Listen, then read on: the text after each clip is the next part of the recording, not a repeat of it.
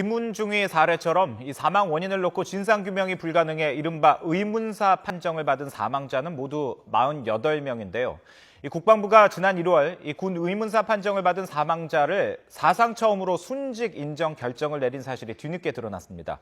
하지만 순직 결정을 하게 된 배경에는 그럴 만한 이유가 있었는데 국방부의 미온적인 태도 때문에 유가족들의 아픔만 커지고 있습니다.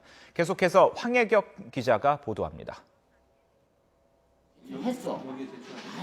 경기도 양평에 사는 이임춘 씨. 지난 1960년 군 복무 중이던 형이 갑작스럽게 숨졌다는 비보가 날아들었습니다.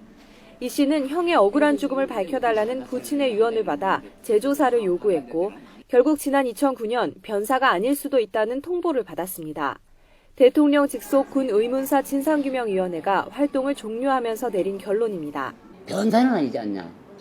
분명히 부대 의무실에서 죽었고 한 달 입원을 했는데 왜 그거에 대해서 그럼 밝혀봐라 얘기지.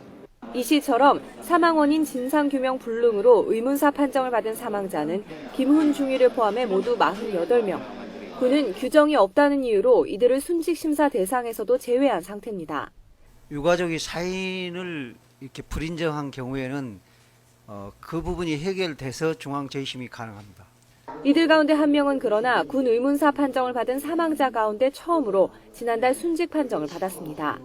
심사 대상이 아니었지만 유가족의 절치부심 끝에 군의 조사 결과를 받아들인 결과입니다. 이 때문에 군의 조사 결과를 인정하면 순직 처리가 가능하다는 말도 나오고 있습니다. 사를 인정해야만 순직 처리 시켜준다고 그러면 우리 대한민국 군은 강한 군대가 될 수 없어요. 이도저도 밝혀내지 못하면 사망 사유 불능으로 그냥 유해로 남아있는 거죠.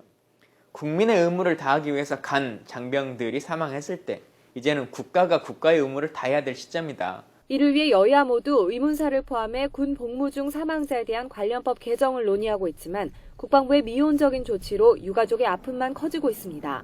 YTN 황혜경입니다.